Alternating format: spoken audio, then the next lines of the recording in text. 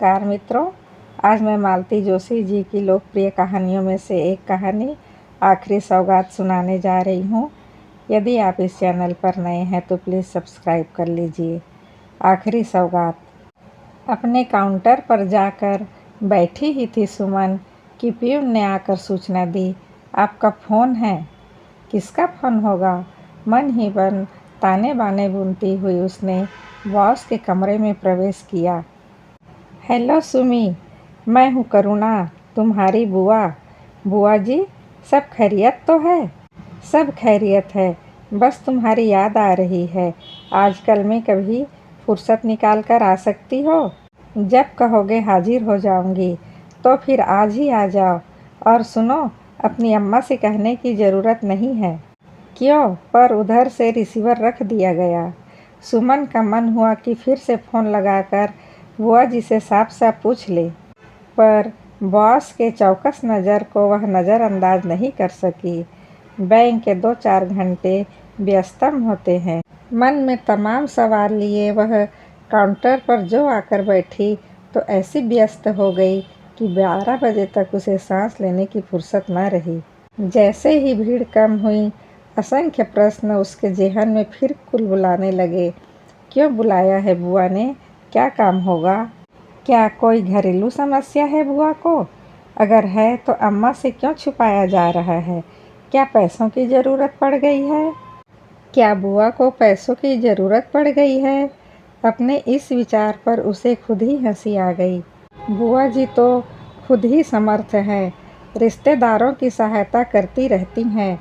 बाबूजी की मृत्यु के बाद उन्होंने ही तो सुमन के परिवार को संबल दिया था। उनको संभालना होता तो क्या सुमन इतने बड़े परिवार का बोझ उठाने में समर्थ हो पाती? या ये भी हो सकता है कि कोई पुराना ऋण बाकी रह गया हो और बुआ जी को उसी को याद दिलाना हो, पर यह तो भी असंभव है। जब जब सुविधा हुई है, सुमन पिछला कर चुकाती गई है। फूफा जी तो सदा ही मना करते थे, पर सुमन का एक ही उत्तर होता, आपका कर्ज तो मैं कभी चुका नहीं पाऊंगी, पर जो लौटा सकती हूँ उसको तो लौटाने दीजिए। इसके अलावा और क्या बात हो सकती है? ऊहापोह की स्थिति को और ज़्यादा देर तक नहीं झेल सकी। सर दर्द का बहाना बनाकर उसने छुट्टी ले ली और शक्तिनगर स्थित उनके घर की ओर चल पड़ी। बुआ ने सोचा होगा कि छुट्टी के बाद ही आ पाएगी। उसे यूँ असमय में आया देखकर उन्हें आश्चर्य भी हुआ और खुशी भी हुई। चल अच्छा हुआ अभी आ गई। वैसे मैं तुझे कहने वाली थी कि अपने फूफा जी से पहले घर पहुंच जाना। क्यों? मेरे आने पर बैन लग गया है क्या? ये बात नहीं है रे, क्योंकि वे मुझे डांट देते हैं कि दूसरे के मामले पर टांग मत अड़ाया करो। कौन सा मामला? बाद में बताऊंगी, पहले ये बताओ कि शादी कब कर रही हो? शादी? इस अप्रत्याशित प्रश्न पर शर्मा गई सुमन और चौंक गई। शादी क्या करनी है बुआ जी? वह तो आप लोगों का काम है। अब तक शर्मा लेती हो। सच में मैं तो निहाल हो गई। बस यही सब कहने सुनने के लिए इतना अर्जेंट फ़ोन किया था। पता भी है सुबह से मैं कितनी परेशान थी। सॉरी बन्नो। अच्छा लो, अब मैं ख़ास मतलब की बात पर आती हूँ। क्या तुम्हें पता है भाभी सुनील के लिए लड़कियाँ देख रही है?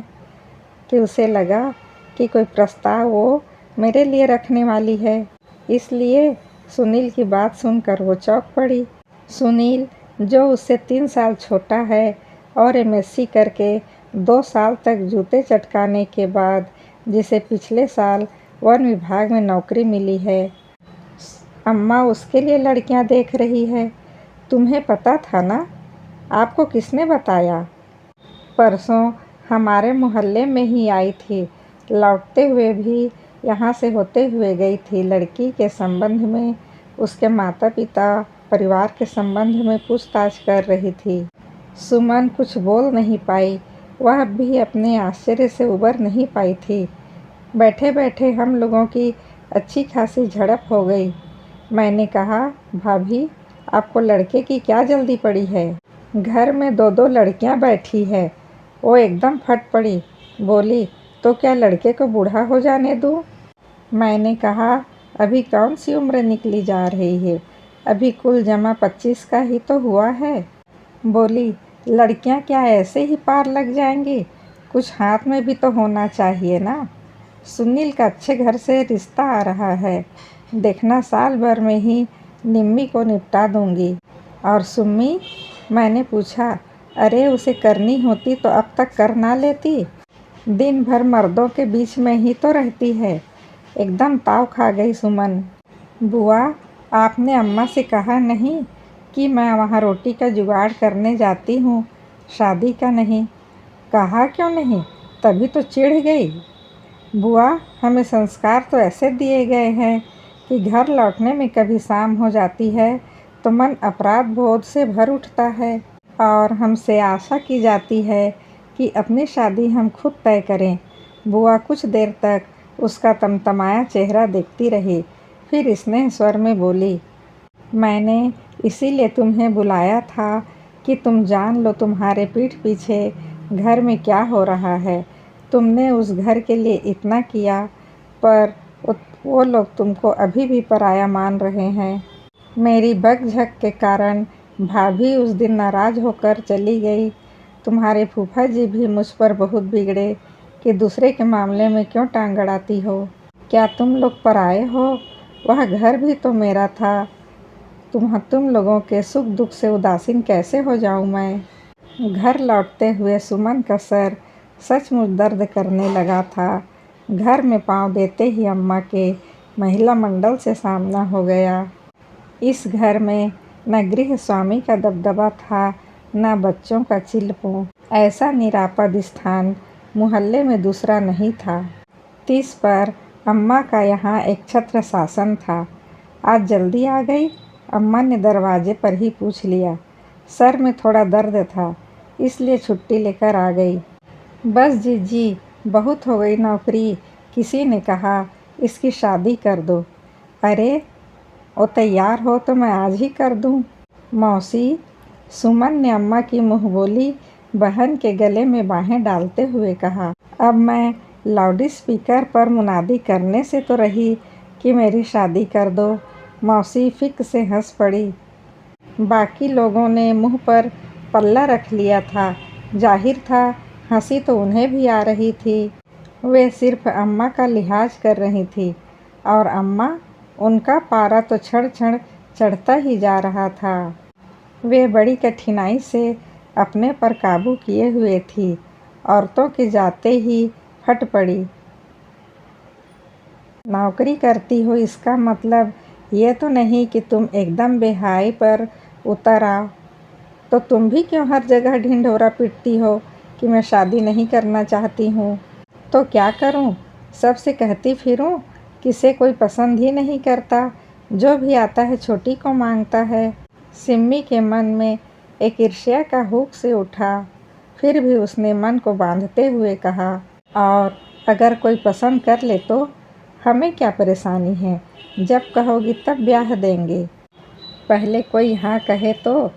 कई हैं, मेरे कहने भर की देर है, आज बारात लेकर आ जाएंगे। कईयों का हमें क्या करना है? अम्मा ने मुंह बिचका कर कहा, एक ही को ले आओ, बहुत है। उस शाम घर में एक मनहूस सन्नाटा छाया रहा। अम्मा बेटी की इस बेशर्मी पर क्षुब्ध थी और कुछ आतंकित भी। भाई बहन दीदी के इस अप्रत्याशित व्यवहार पर हैरान थे और सुमन, वह तो विस्मय विमुग्ध थी, अपने आप को ही बधाई दिए जा रही थी। छुई मुई की तो उम्र उसकी नहीं थी, पर उसने इस दिलेरी से अपनी शादी की चर्चा भी नहीं की थी। वैसे यह अलग बात है कि उसकी शादी की बात तो कभी घर में उठती ही नहीं थी। यह अध्याय तो खुलने के पहले ही बंद हो गया था। रिश्तेदार बहुत कोसते तो कह देती, इसको कोई पसंद ही नहीं करता, सब निम्मी की ही बात करते हैं। सुमन को बहुत देर बाद यह भान हुआ कि इस निरंतर अस्वीकार, उपेक्षा और अवमानना की प्रतिक्रिया ही तो थी। काश यह सब सच होता। सुमन का मन पछाड़ खा खा कर बार बार यह कह रहा था कि काश यह सब सच होता, सचमुच कोई होता जो उसकी हाँ की प्रतीक्षा में स्वागत का साज संजोए होता। काश कोई होता जिसके दम पर वह अपने स्वार्थी परिजनों से मुंह फेर लेती, तब वह गर्व से सीना तानकर सबसे कहती कि देख लो, मैं भी अवांछित नहीं हूँ। काश ऐसा हो सकता। 28 साल का कुंवारापन सुमन ने बड़ी आसानी से झेल लिया था। अपने घर परिवार के लिए कुछ करने का नशा उस पर हावी था। इस उन्माद ने उसे कच्ची उम्र में ही प्रौढ़ बना दिया था। वो अपने से एकदम बेखबर हो चली थी।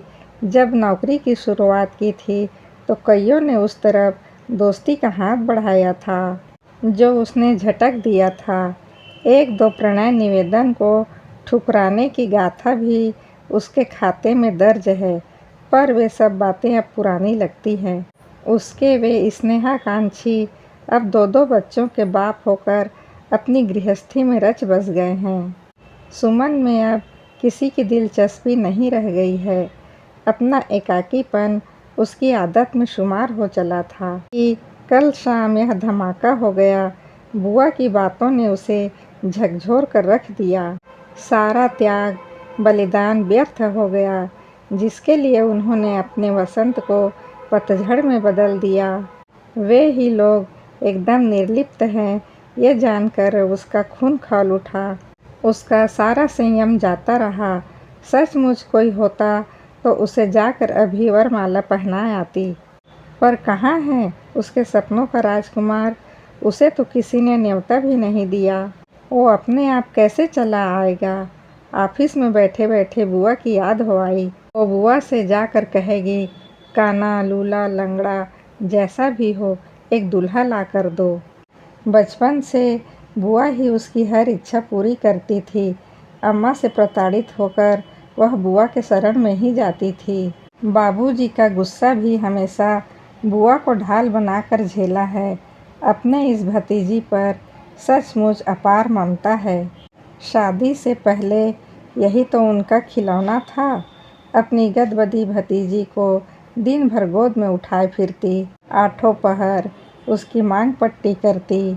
बुआ की शादी के बाद सुमन एकदम असहाय हो उठी, क्योंकि अम्मा दूसरे बच्चों में उलझ गई थी। बाबूजी की मृत्यु के बाद बुआ को सबसे पहले सुमन की ही चिंता हुई थी। उन्होंने कहा भी था, भाभी कोई अच्छा सा लड़का देखकर सुम्मी को निपटा दो, पूरा खर्च दूंगी। और खाएंगे क्या, अम्मा ने छूटते ही कहा था। और बुआ चुप हो गई थी। उस दिन के बाद वह विषय भी हमेशा के लिए समाप्त हो गया था। सुनील की नौकरी लगने के बाद सुमन के मन में आशा जागी थी कि अब शायद अम्मा उसके बारे में सोचेगी, पर आशा का वह अंकुर भी धीरे धीरे मुरझा गया। सुनील की उस फटीचर नौकरी पर इतना दम नहीं था कि परिवार का खर्च उठा सके। सुमन की तपस्या भी पूरी नहीं हुई थी, पर अम्मा तो सुनील का ब्याह रचाने चली थी। किसके बलबूते पर? एक तरह से तो अम्मा उसका ही बोझ बढ़ाने जा रही है। इसके बाद फिर निम्मी की शादी है, अनिल की इंजीनियरिंग की पढ़ाई है। सुमन क्या इस चक्रव्यूह से निकल पाएगी? क्या उसकी उम्र एक ही जगह ठिठक कर खड़ी हो जाएगी? नहीं, अब नहीं। सालों से अपने आप को होम करती आ रही है, लेकिन अब इस पूर्ण आहुति को विराम देना होगा। राख होने से पहले जिंदगी को सहेज लेना था। शनिवार तो था ही। बैंक से 2:30 बजे ही छुट्टी मिल गई थी। घर न जाकर वह सीधे बुआ के घर पहुंची। कमरे में घुसते ही उसने ऐलान कर दिया, बुआ बढ़िया से कड़क मसाले वाली चाय पिला दो, बहुत थक गई हूँ। अपनी बात पूरी होते ना होते उसने देखा बुआ कमरे में अकेले नहीं है। उठकर जाने लगी तो बुआ ने हाथ पकड़कर रोक लिया। तब तक मैं इसकी फरमाइश पूरी करती हूँ। इस समय किसी अपरिचित से बात करने का सुमन का मन नहीं था, पर मजबूरी थी। वो चुपचाप बैठी उनकी बातें सुनती रही। बातों के दौरान वो इतना जान सकी कि बुआ के नए किराएदार हैं और गैरेज के साथ वाले कमरे में रहते हैं। चाय के बाद वे नहीं रुकी, उठ खड़ी हुई। बंटी स्कूल से आता ही होगा, मुझी को देखना पड़ेगा, नहीं तो तूफान मचा देगा। उनके जाते ही सुमन ने कहा, कहीं यह अपने ही बच्चे की बात तो नहीं कर रही थी ना? अगर कर भी रही ही तो? वह हंस पड़ी। उनकी उम्र तो देखो। अरे आजकल तो बुढ़ापे में भी औरतें लड़कोरी बनी रहती हैं। सच मुझे तो बड़ी दया आती है। शादी करके आओ तो सास की सेवा में जुट जाओ, उसके बच्चे पालो और वे बड़े हो जाएं तो फिर अपनों को आदमी बनाओ। अपने बच्चे पढ़ लिख जाएं तो फिर उनकी प्रजा को टांगते फिरो। सच बुढ़ापे में भी चैन नहीं है। सारी मुसीबत अपनी ही बुलाई हुई है। बहुओं से नौकरी करानी है तो यह सुख भी झेलना ही पड़ेगा। शिकायत की गुंजाइश ही कहाँ है। सब महंगाई का तकाजा है लली, नहीं तो कौन घर की लक्ष्मी को धक्के खाने के लिए बाहर भेजता है। वैसे हमारी इन काकी का केस जरा अलग है। वे बहू का नहीं, बेटे का बच्चा पाल रही है। एक ही बात है। नहीं, एक ही बात नहीं है, क्योंकि उनकी बेटी अब इस दुनिया में नहीं है। I am sorry. बहुत परेशान है बेचारी। वे बच्चे को पल भर के लिए आंखों से ओट नहीं कर सकती और उनकी बहू को वो फूटी आंख नहीं सुहाता। बच्चे के पिता तो होंगे, है ना, लेकिन उनके यहाँ बच्चे को संभालने वाला कोई नहीं है, इसीलिए नाना नानी अपने साथ ले आए थे। उसके साथ ही घर में तनाव शुरू हो गया। आजकल अपने बच्चे पालना ही मुश्किल है, दूसरे का बच्चा तो जी का जंजाल हो जाता है। बच्चे के पिता कुछ भेजते तो होंगे? जरूर भेजते होंगे, पर शायद इन लोगों को लेते हुए संकोच होता होगा। पर सिर्फ पैसे की बात नहीं है सुम्मी, बच्चे के साथ 100 तरह की परेशानियां जुड़ जाती हैं। सबसे बड़ी परेशानी तो यह थी कि बच्चे के पिता हर चौथे पांचवें रोज उसे देखने आ जाते थे। इसी को लेकर घर में चकचक मची रहती थी। कभी खर्च को लेकर, कभी काम के नाम पर। हार कर बेचारे बच्चे को लेकर यहाँ चले आए। बुढ़ापे में बेचारे अपने नए सिरे से गृहस्थी जमा रहे हैं। दामाद बहुत कहते हैं कि मेरे साथ चलिए। पुराने लोग हैं ना, बेटी के घर जाकर रहने का मन नहीं करता। कैसे सिद्धांतवादी लोग हैं, सुमन ने उशांस भरकर कहा। बेटी की मृत्यु के बाद भी परंपरा को निभा रहे हैं। और एक हमारी अम्मा हैं, उनका बस चले तो बेटी के रक्त की आखिरी बूंद तक चूस ले। बुआ विस्मित होकर सुमन के तमतमाए चेहरे को देखती रही। बुआ, अम्मा तो इतने पुराने विचारों की हैं, फिर वे इसी मामले में इतनी मॉडर्न कैसे हो गई? मजबूरी सब करा लेती है लल्ली। वक्त के मार के आगे आदमी अच्छा बुरा उचित अनुचित सब कुछ भूल जाता है। भाभी खूब जानती है कि यह गृहस्थी सुनील के अकेले की बस की नहीं है, तो निम्मी उसका हाथ बटा सकती है। उसे तो अम्मा जैसे 7 ताले में बंद करके रखना चाहती है। वह खुद भी कम बॉर्डम नहीं है। मैं तो फॉर्म लाकर हार गई, वह तो कंपटीशन के नाम से ही बिदकती है। घर से 4 कदम की दूरी पर मेरी सहेली का स्कूल है, वहाँ 4 घंटे पढ़ा लेगी तो कम से कम अपना हाथ खर्च तो निकाल सकती है, पर वहाँ भी जाते जैसे उसकी जान निकलती है। सच बताऊँ सुम्मी, भाभी ने निम्मी के मन में डर सा बैठा दिया है। कैसा डर? बार बार कहती है कि धूप में तप तप कर बड़ी का रंग कोयला हो गया, चेहरे की सारी लुनाई खत्म हो गई, अब यह गलती नहीं करूँगी। सुम्मी सुनकर सुन्न हो गई। उसके चेहरे पर सचमुच किसी ने राख पोत दी हो। कमरे में देर तक सन्नाटा छाया रहा। बड़ी देर बाद सुमन ने बूझे स्वर में पूछा, बुआ सचमुच बताना, क्या मैं इतनी कुरूप हूँ? कुरूप? बुआ ने उसे हैरत में ताकती हुई बोली, यह तुम्हें किसने कह दिया? सभी तो कहते हैं, अम्मा भी कहती है, तभी तो कोई मुझे पसंद नहीं करता। सब निम्मी को मांगते हैं। पसंद कोई तब करेगा जब कहीं बात चलाई हो। यह तो तुम्हें हताश करने की तरकीब है, ताकि तुम शादी की बात मन से निकाल दो। नहीं तो बताओ, तुम में क्या कमी है? मुनासिब शक्ल सूरत है, अच्छी कद-काठी है, एमए पास हो, और सबसे अच्छी बात है कि इतनी बड़ी नौकरी है तुम्हारी। आजकल तो लोग नौकरी के पीछे दीवाने हैं, फिर बैंक की नौकरी हो तो क्या कहने। फिर भी मैं निम्मी की बराबरी नहीं कर सकती, ठीक है ना? हाँ, जहाँ तक देखने दिखाने का सवाल है, एक तो वह तुमसे छोटी है, और जैसा कि तुमने कहा, अम्मा उसे 7 पर्दों में छुपा कर रखती है, और तुम 18 साल की उम्र से परिवार का बोझ ढोते-ढोते असमय ही प्रौढ़ हो चली हो। सुमन कुछ देर चुपचाप बैठी रही, फिर बोली, जिंदगी बहुत खुशगवार तो कभी नहीं थी बुआ, फिर भी घिसट-घिसट कर चल ही रही थी। अब मेरा मन उस घर से एकदम उचाट हो गया है, वहाँ पाँव रखने की इच्छा नहीं होती है। वह तो मैं तुम्हें देखते ही समझ गई थी। कोई बात ज़रूर है, नहीं तो तुम आजकल इधर का रुख कहाँ करती हो? अच्छा बताओ, क्या हुआ? होना क्या था? मैंने कल धमाका कर दिया। धमाका? हाँ, सब के सब सकते में आ गए। अम्मा तो एकदम बौखला ही गई, और सुमन ने शाम का पूरा किस्सा सुना दिया। सुनकर बुआ को हंसी नहीं आई, बल्कि चिंता मग्न हो गई। लली, तुमने मेरा नाम तो नहीं लिया? पागल हो क्या? नहीं, वो तो तुम समझदार हो। अच्छा ये बताओ, सही में कोई है? नहीं बुआ, दूर दूर तक कोई नहीं है, यही तो रोना है। कोई होता तो सचमुच मैं उसके साथ फेरे ले लेती। अच्छा, तो मामला गंभीर है? इस बार बुआ हंसी नहीं रोक सकी। सुमन उसी तरह गंभीर बनी रही। तेरी उम्र क्या है, तुम जानती तो हो बुआ? अभी मैंने 30 भी पूरे नहीं किए हैं।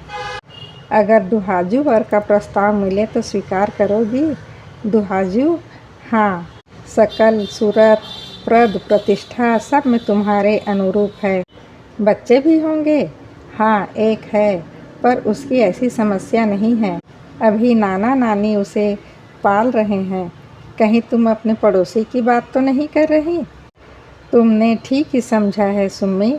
दरअसल कई दिन से मेरे मन में ये बात चक्कर काट रही थी, पर भाभी से कहने की हिम्मत नहीं पड़ी थी। मैं समझती हूँ कि तुम इतनी बड़ी तो हो कि अपने विवाह की समस्या खुद हल कर सको। सच सुम्मी, बहुत अच्छे लोग हैं ये। दोनों प्राणी बहुत सज्जन हैं। कहते हैं, अगर कोई गरीब घर की समझदार लड़की मिल जाएगी तो हम खुद कन्यादान कर देंगे। बस आलोक का घर बस जाए, बंटी को माँ मिल जाए। सौतेली माँ कैसी ही हो, मामी से तो अच्छी होगी। कम से कम बच्चा अपने घर में तो रहेगा। हम लोगों का साथ अब कितने दिनों का है, कल कब शरीर जवाब दे देगा, फिर हम दूसरों के आश्रय हो जाएंगे। तब कम से कम बच्चे की चिंता तो नहीं रहेगी। अपनी बात कह चुकने के बाद बुआ ने कहा, निर्णय की कोई जल्दी नहीं है सुम्मी, और कोई ज़बरदस्ती भी नहीं है। तुम अच्छी तरह सोच लो। सोचने की गुंजाइश कहाँ है बुआ? मुझे विश्वास है तुम मेरा बुरा कभी नहीं चाहोगी, बल्कि आपसे भला मेरा कोई नहीं सोच सकता। परंतु जब इतना विश्वास है तो यह किंतु परंतु छोड़ दो। कल इतवार है ना, ऐसा करो, कल सुबह से ही यहाँ आ जाओ। दिन का खाना हमारे साथ ही खाना। बंटी के पापा हर हफ्ते झांसी से उससे मिलने आ जाते हैं, उनसे मुलाकात करवा देंगे। अपनी आँखों से देख सुनकर फैसला करना। घर पहुँची तो अंधेरा घिर आया था। अम्मा दरवाजे पर ही खड़ी थी। आज बहुत देर कर दी? अम्मा के इस सहज स्वाभाविक प्रश्न पर सुमन एकदम से फट पड़ी। कल जल्दी आई थी तब तुमने टोक दिया था, आज देर से आई हूँ तब तुम्हें परेशानी है। बात क्या है? क्या हर बात के लिए मुझे सफाई देनी पड़ेगी? अम्मा अपनी ही सोच में डूबी खड़ी थी कि सुम्मी ने ऐलान कर दिया, अम्मा कल का मेरा प्रोग्राम का सुन लो। मैं सुबह से बाहर जा रही हूँ, लौटने में शाम हो जाएगी। दिन के खाने पर मेरा इंतज़ार मत करना और यह भी मत पूछना कि मैं कहाँ जा रही हूँ, क्यों जा रही हूँ। दूसरे दिन सुमन जब बन संवर कर निकली तब अम्मा ने सचमुच उससे कुछ नहीं पूछा। अम्मा के इस अप्रत्याशित चुप्पी से उसे हैरत भी हुई, पर उस समय वो ज़्यादा सोचने विचारने की स्थिति में नहीं थी। उसका अपना मन भूल भुलैया में अटका हुआ था।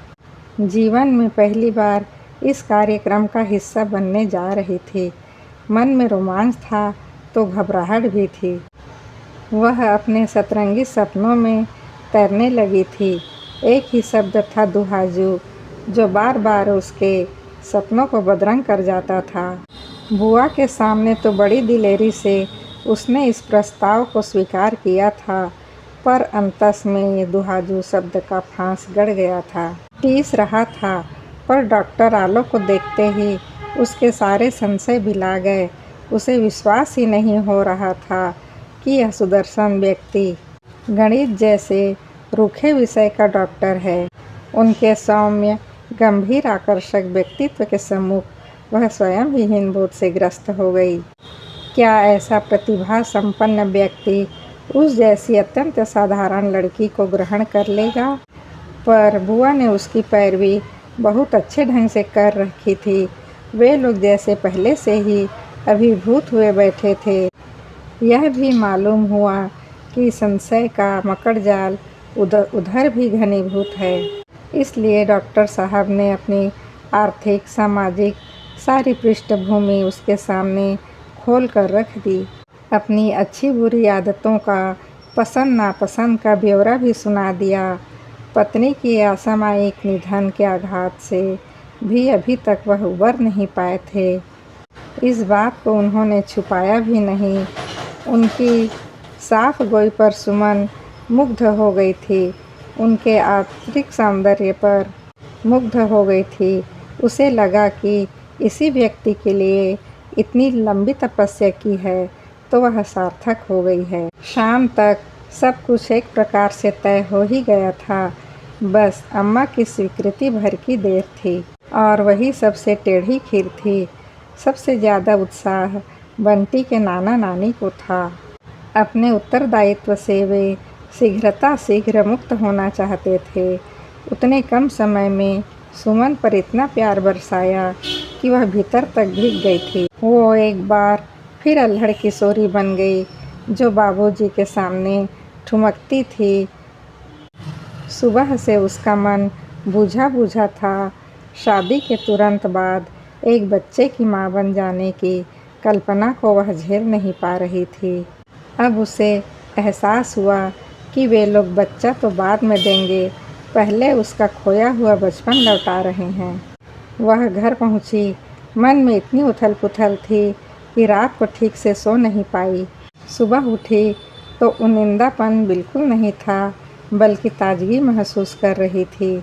10 बजे रोज की तरह तैयार होकर चलने को हुई तो अनिल सामने आकर खड़ा हो गया। दीदी, मैं ड्रॉप कर दूं? अरे, आज तो दीदी पर बड़े मेहरबान हो रहे हो। सच दीदी, मैं रोज़ सोचता हूँ पर टाइमिंग्स ही नहीं मिलती। आज शुरू के 2 पीरियड साफ थे ना। सुमन ने फिर कोई प्रस्ताव नहीं किया, चुपचाप स्कूटर की पिछली सीट पर बैठ गई।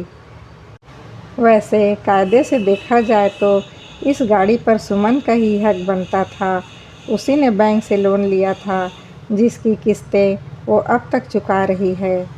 इसमें कुछ रुपया अनिल की स्कॉलरशिप का भी लगा था, इसलिए गाड़ी उसकी थी। सुनील तब इस बात पर बहुत भिन्नाया था। तब पिछले साल कुछ जोड़ तोड़ करके उसे भी एक मोपेड खरीदवा दी थी। तब से अम्मा सुमन के पीछे पड़ी हुई है। भाई बहनों के हर छोटी बड़ी इच्छाएं पूरी करने के लिए ही तो उसका जन्म हुआ है। अब अम्मा सुनील के लिए अच्छा सा मुर्गा फांसने की जुगत कर रही है, तब शायद गाड़ी का जुगाड़ भी हो जाएगा। Thank you Anil. अपने गंतव्य पर पहुंचकर उसने अनिल को धन्यवाद किया। और हाँ, अम्मा से कहना मुझ पर जासूस बैठाने की ज़रूरत नहीं है। मैं जो कुछ करूँगी अम्मा को बता दूँगी। बैंक से ही किसी के साथ भाग नहीं जाऊँगी। क्या बात करती हो दीदी, अम्मा ने कुछ नहीं कहा है। तो फिर ठीक है। सुमन जाने के लिए मुड़ी तो अनिल ने रोक लिया। दीदी, क्या तुम सचमुच शादी कर रही हो? अगर किसी और को मेरे लिए सोचने की फुर्सत नहीं है तो मुझे तो सोचना ही पड़ेगा ना। सो तो ठीक है, मेरा मतलब था क्या मेरी पढ़ाई होने तक रुक नहीं सकती? 2 साल की तो बात है। लाचारी से पुता अपने छोटे भाई का चेहरा देखकर सुमन का जी कैसा तो हो आया। बेचारा, 4 भाई बहनों में वही तो एक काबिल था। सुनील ने घिसट घिसट कर एमएससी पास किया। निम्मी को आईना देखने से ही फुर्सत नहीं मिलती। अम्मा उसका पक्ष लेकर कहने लगती है, डिवीज़न लेकर उसे कौन सी नौकरी करनी है, वो तो आजकल बीए करना ज़रूरी हो गया है, इसलिए पढ़ा दिया है। उन लोगों में एक अनिल ही तो था जिससे कुछ उम्मीदें लगाई जा सकती थी। बेचारा हर साल अच्छे नंबरों से पास होता है, हर साल स्कॉलरशिप लेता है। पीईटी के लिए तो उसने जी तोड़ मेहनत की थी। जब उसका इंजीनियरिंग में एडमिशन हुआ था तो सबसे ज़्यादा खुशी सुमन को हुई थी। क्या वो अपने इस लाडले भाई का भविष्य अधर में छोड़ देगी? सुनो अनिल, अपने भाई के दोनों कंधे छू कर कहा, अभी तो कहीं कुछ भी तय नहीं है, सारी बातें हवा में ही हैं। पर एक बात पक्की है, मैं शादी करूं या ना करूं, तुम्हारी पढ़ाई पर कोई आँच नहीं आएगी। तुम्हें मझधार में नहीं छोड़ूंगी, ये मेरा वादा है। थैंक यू दीदी, thank you very much, Anil ने भर्राए कंठ से कहा। कृतज्ञता से उसकी आंखें छलछला आई। आसपास भीड़ नहीं होती तो दीदी का पाँव ही छू लेता। सुमन को विश्वास हो गया कि वो अम्मा का दूध बनकर नहीं आया था। सारी छटपटाहट उसकी अपनी थी।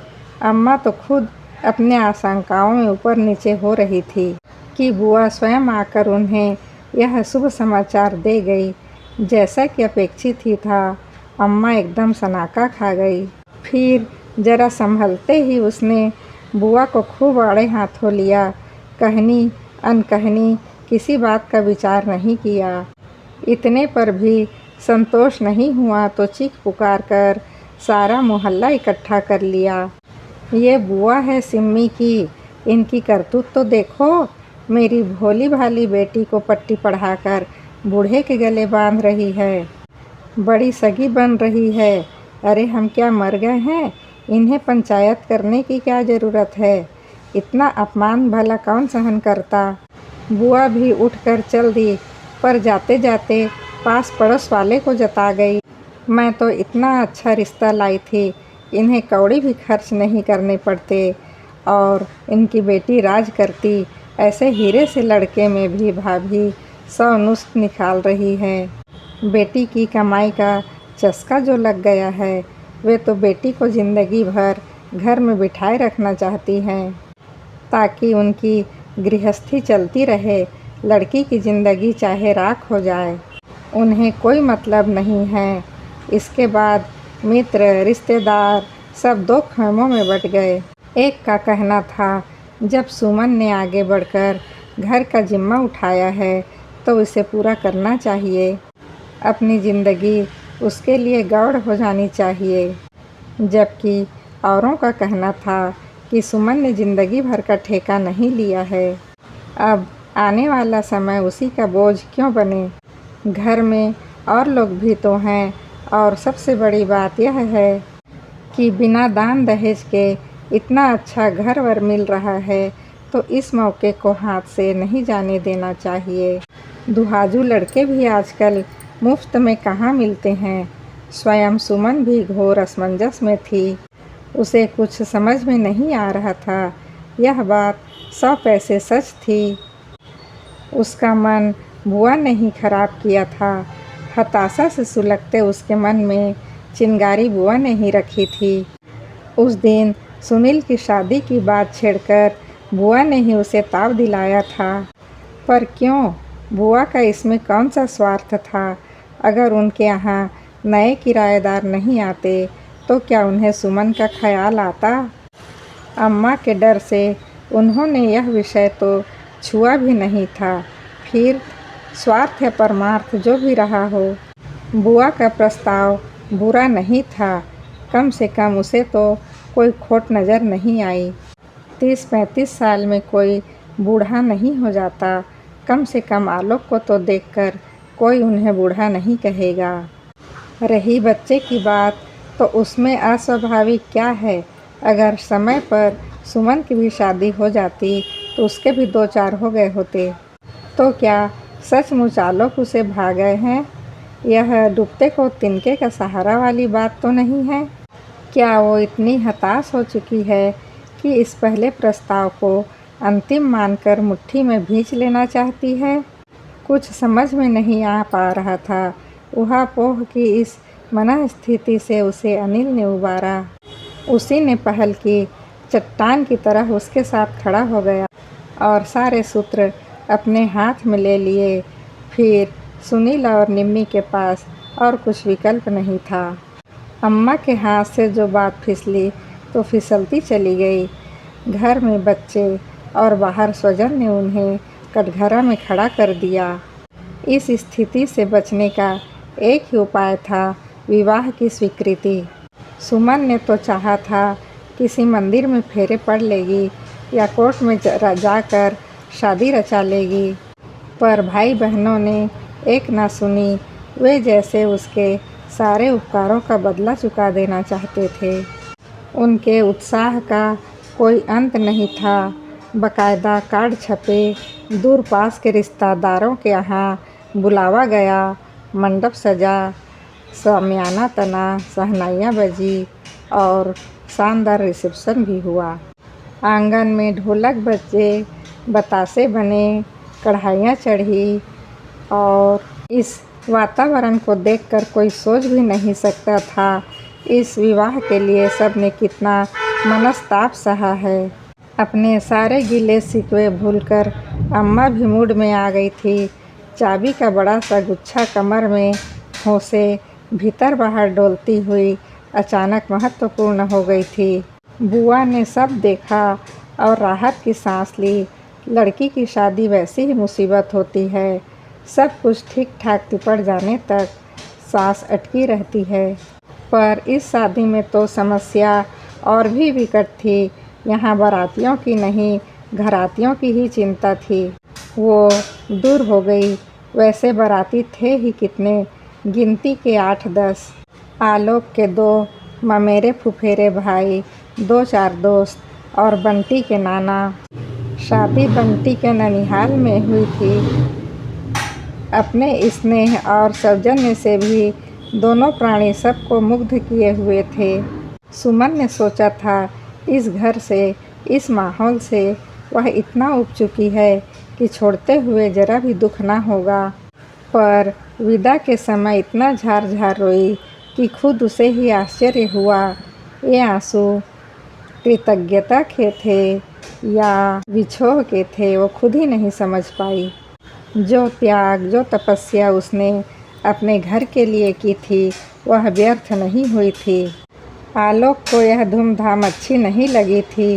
वे सादगीपूर्ण शादी चाहते थे, पर बंटी के नाना नानी ने उन्हें समझाया, बेटे तुम्हारी तो यह दूसरी शादी है, पर सुमन की तो नहीं, उसकी खुशी क्यों छीनते हो। इसके बाद वे कुछ नहीं बोले, सारी रस्में चुपचाप करते रहे। बंटी के नाना इतने पर ही संतुष्ट नहीं हुए। गोवा की बुकिंग उन्होंने पहले ही करा रखी थी। वे जानते थे कि परिचित माहौल में आलोक कभी भी खुल नहीं पाएंगे। अतीत उन पर हावी रहेगा। ऐसा न हो कि जीवन की शुरुआत ही कड़वाहट से हो। उनका अनुमान एकदम सही था।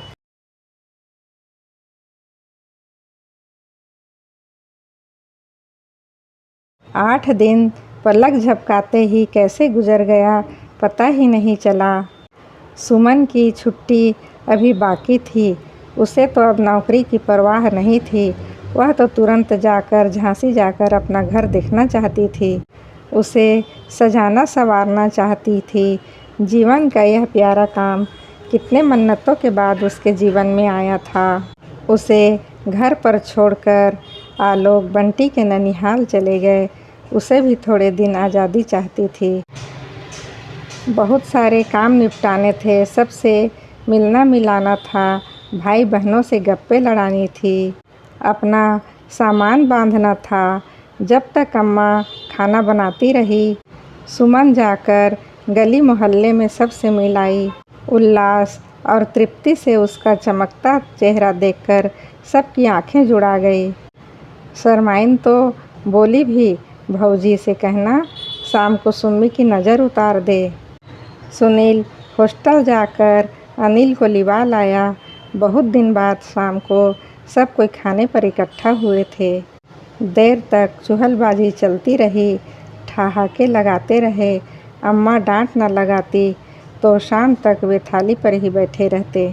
खाने के बाद सारा आलस झटक कर सुमन सामान जमाने को बैठ गई। सबसे पहले उससे अपना टेप रिकॉर्डर ध्यान आया, जो बैंक वालों की तरफ से उपहार में उसे मिला था। झांसी में अकेलेपन का साथी वही तो होगा। आलोक क्या 24 घंटे घर में बैठे रहेंगे? परीक्षा तक तो बंटी के साथ भी जाने की संभावना नहीं है। अम्मा, नया टेप रिकॉर्डर कहाँ है? मैं हॉस्टल ले गया था, ला दूँ क्या? अनिल ने पूछा तो वो चुप लगा गई। वह नक्काशीदार टेबल लैंप होगा ना, जो उषा लाई थी? वह शायद सुनील के कमरे में है। उसका मन एकदम बुझ गया। उस टेबल लैंप को पकड़ाते हुए उषा ने कैसे रोमांटिक कमेंट्री की थी, याद करके ही रोमांच हो आता था। पर सुनील के कमरे से उठाने के बाद उसमें वो रोमांच कहाँ रह पाएगा। चलो छोड़ो। अम्मा, वह पटोला दो जो मामा लाए थे। वह तो लॉन्ड्री में गई है प्रेस के लिए। क्यों, प्रेस की क्या ज़रूरत पड़ गई थी? परसों शाम को गुप्ता जी के यहाँ शादी थी, निम्मी पहन कर गई थी।